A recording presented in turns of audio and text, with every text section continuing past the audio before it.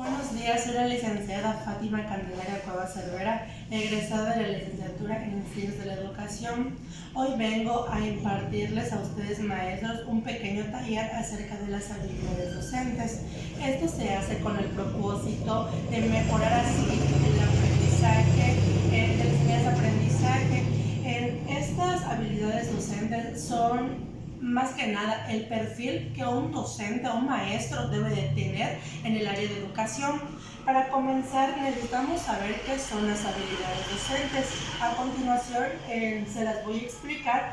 Estas llevan una lista de las habilidades que son, pero principalmente debemos de saber qué es. Nos dice que las habilidades docentes son un conjunto de recursos que nos permiten a una persona desarrollar la acción de formación. Estas habilidades nos brindan capacidades para dar una clase correctamente y que los alumnos consigan sus objetivos pedagógicos. Las habilidades docentes son más que nada el perfil que un docente debe de tener, como nos dice aquí, para que él pueda desarrollar la acción de formación. ¿Qué es esto? Que cuando estamos nosotros impartiendo una clase debemos de seguir algunos parámetros para que la enseñanza-aprendizaje se pueda dar en tiempo y forma, para así alcanzar nuestros objetivos pedagógicos. ¿Pero qué son los objetivos pedagógicos? Son los objetivos a donde nosotros como maestros queremos llegar, a dónde quiero que llegue mi alumno, qué quiero que mi alumno aprenda en este proceso. Como siguiente punto, voy a explicarles las habilidades principales de que un docente debe tener. En este punto les puse 7, que son plan de clase, inducción, comunicación verbal, contacto visual, formulación de preguntas, variación de preguntas y reforzamiento. A lo largo de este tema les voy a explicar cada paso, a qué se refiere más que nada, para así nosotros podamos como maestros aplicarlo a la hora de estar impartiendo clases. Primero que nada tenemos el plan de clase. ¿Qué es un plan de clase? Nos dice que se trata de un documento descriptivo que indica todo lo que se debe de hacer en las clases, es decir, una herramienta de planificación de actividades y contenidos. El plan de clase es más que nada cómo voy a estructurar, qué voy a hacer en mi clase, qué herramientas voy a utilizar, mis estrategias. Aquí tengo un ejemplo más que nada de cómo. Entonces voy a plasmar mis objetivos, mis actividades, mis estrategias y cómo lo voy a realizar. Más que nada en eso debo tener una metodología, la metodología que a mí me funcione con mis alumnos.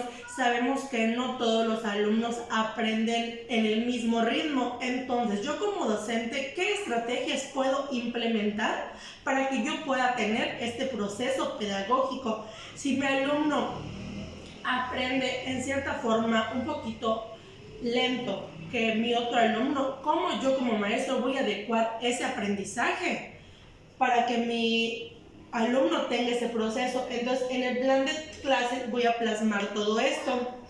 Como siguiente punto, la importancia del plan de clases. Nos dice que el plan de clases varía de acuerdo con el tipo de contenido que se enseñará, pero su importancia es igual para todos los cursos, ya sean online o presencial. Tener un plan de clase es importante, ya sea que lo voy a utilizar para la escuela, para mi vida cotidiana. Entonces yo tengo que darle esa importancia a este plan. ¿Por qué?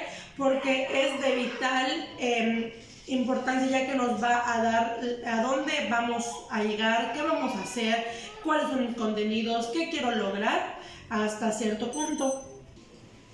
Los puntos importantes que debemos de conocer acerca del plan de clase tenemos 5 puntos. El primero es que nos ayuda a organizar las clases. Como les mencionaba hace un momento, nos va a ayudar a tener una estructura de lo que vamos a hacer. ¿Qué voy a hacer al inicio? Una presentación, puedo comenzar con una dinámica, con algún juego, algo que me ayude a romper el hielo con mis alumnos. Entonces eso es como que me va a ayudar a que yo tenga una organización a la hora de estar impartiendo mi clase.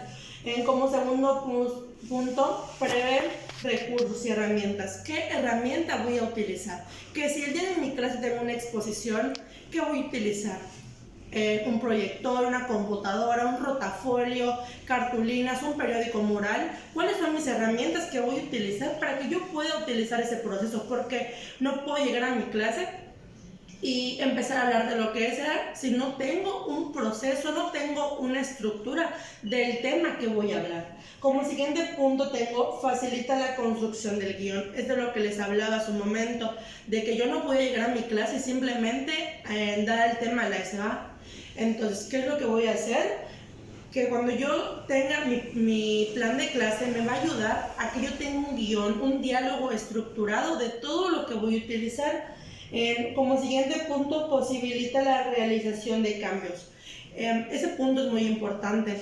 Como les mencioné, no todos los alumnos trabajan al mismo ritmo. Entonces, si yo en mi plan de trabajo voy a estructurar cierta forma y si no me está funcionando, ya sea que para ese día puse trabajar al aire libre en la cancha, pero yo como docente no tengo ahora sí que disposición de que ese día va a llover o no. ¿Qué tal que el día de mi actividad yo lo puse que voy a trabajar en la cancha y ese día llueve? Entonces, ¿qué puedo hacer? Cambiar mi estructura. Me va a ayudar a que si no me funciona esto, buscar otra alternativa e implementarlo en el salón de clases. Son buscar soluciones pedagógicas que me puedan ayudar a mí como docente a que yo pueda dar este proceso. Como último punto, ayuda a la hora de prepararnos para dar una clase. Creo que este engloba todo lo que hablé, ya que nos va a preparar a mí como docente tener la capacidad de poder dar la clase correctamente en tiempo y forma. Como siguiente punto acerca de las habilidades docentes, tenemos la inducción. En términos pedagógicos, inducción es la habilidad propiamente del profesor para captar la atención con la firme atención que desconectarlo en sus diferentes irrealidades y ubicarlo en el grupo y en la acción. Más que nada, el propósito de la inducción es hacer de que mis alumnos se interesen por el tema en el que yo voy a hablar. Debemos recordar que inducción no es lo mismo que una introducción. La introducción va en los contenidos, entonces, y la inducción es la que voy a hacer la manera en de que mi alumno se interese en este tema. Ese es mi propósito. Aquí tengo 3 puntos que nos dice que la inducción establece la primera idea sobre el nuevo tema. Su fin primordial es el de captar la atención del alumno. Permite una nueva visión del conjunto del nuevo conocimiento. Esto va a ser la inducción, que yo como docente voy a buscar.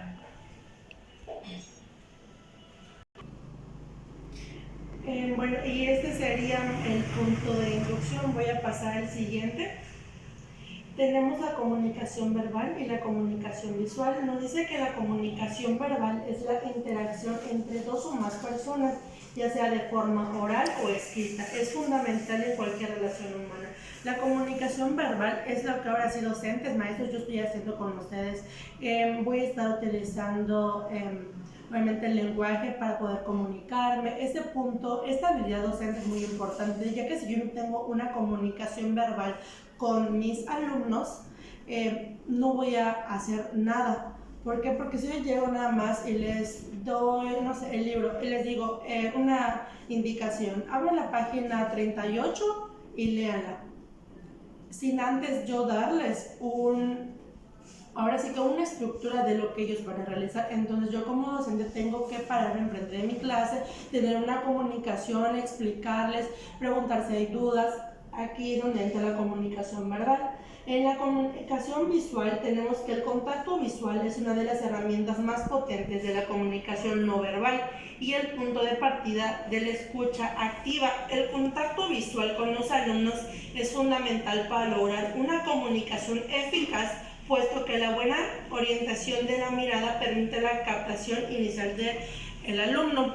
Entonces, en este punto, ¿qué nos quiere decir? Que la comunicación visual no es lo mismo a de que yo esté en mi clase y que yo estoy viendo la pared y mis alumnos a un lado. No, tengo que darles esa importancia, verlos. Tampoco voy a intimidarlos con la mirada porque no se trata de eso, sino simplemente tener la atención hacia ellos, que ellos se den cuenta de que yo los estoy mirando, de que les presto atención, de que tienen mi atención hacia ellos.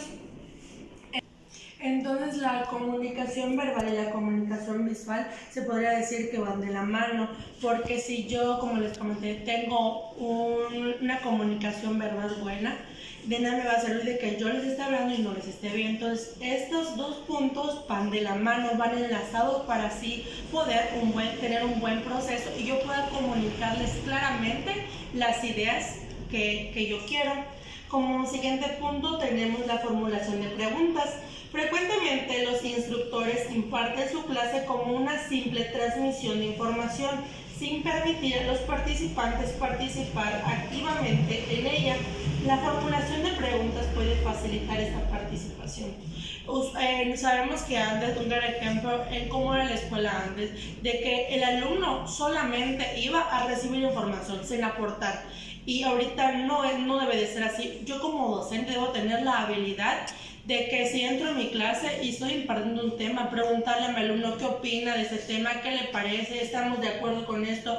Y un claro ejemplo podría ser con los exámenes. Los exámenes, cuando se termina un tema, se hace con el fin de conocer qué tanto mi alumno aprendió, si me funcionó mi técnica.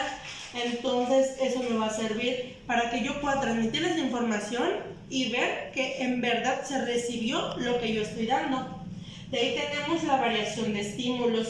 Nos dice que consiste en la habilidad con la que el docente hace uso de sus técnicas verbales como desplazamientos, estas variaciones de la interacción, uso de pausas y silencio. La variación de estímulos es más que nada... La variación de estímulos es, como les mencionaba, se trata de desplazamientos, de la interacción, el uso de pausas. Cuando yo estoy dando un tema, no voy a empezar a hablar de corrido, no tengo que dar una pausa, moverme de un lado. Tampoco se trata de estar bailando ahora sí que en mi área, en el espacio donde estoy, sino utilizar movimientos discretos donde yo pueda interactuar con mis alumnos o el público en el que yo estoy impartiendo el tema. Como siguiente punto tenemos el reforzamiento, que nos dice que ayuda a saber qué mecanismos operan en la producción de distintas conductas en los participantes y cómo poder incrementar las conductas positivas y disminuir las negativas. En este caso yo les puse dos reforzamientos, que el refuerzo y el castigo. El refuerzo nos dice que aumenta la conducta y el castigo disminuye o extingue la conducta. Aquí les puse un ejemplo que nos dice: si cuando un integrante del equipo participa en clases, el instructor lo felicita, está reforzando positivamente. Estos reforzamientos nos van a ayudar a nosotros a tener un buen incentivo a la hora de las clases cuando estemos dando el tema. Como les mencioné, tenemos el refuerzo y el castigo. El refuerzo es aumentar la conducta y el castigo me va a disminuir. Cuando hacemos un refuerzo es, por ejemplo, de que si mi alumno está teniendo una conducta buena, que como docente, ¿qué es lo ideal de hacer? Felicitarlo, incentivarlo a de que esa conducta que él está realizando es buena. Entonces, ¿qué es lo que va a provocar en él? Que como ya tuvo un refuerzo positivo, él va a seguir repitiendo esa acción. Entonces, los otros alumnos al ver esto van a repetirla. En el castigo tenemos que disminuye o extingue la conducta. Un claro ejemplo que puede ser es cuando un alumno no hace la tarea. ¿Qué se le hace? Como docente, ¿qué haría? Que me vuelva a repetir la tarea, dejarle otras tareas, mandarle alguna nota donde no lo hizo. Eso es un reforzamiento negativo en él. Entonces, ¿qué es lo que él no quiere? De que yo le voy a mandar una nota negativa. Entonces me va a extinguir esa conducta y lo que él va a hacer, va a empezar una nueva pero positiva. Entonces aquí se usan los reforzamientos. Otro claro ejemplo que les puedo poner es con los niños. Cuando al niño le dices de que haga esto y te voy a dar un dulce, estoy teniendo un reforzamiento positivo en él. Y pues de estos que les mencioné a lo largo de este pequeño taller son las habilidades docentes que un docente debe tener, son las principales. Espero que este tema haya sido de su agrado para que a ustedes docentes les pueda servir. Es un pequeño taller que, como les expliqué al principio, lo hago con la finalidad de que ustedes puedan mejorar los procesos de aprendizajes. Si tienen alguna duda, aquí estaré para apoyarlos. Y pues sería todo de mi parte y muchísimas gracias.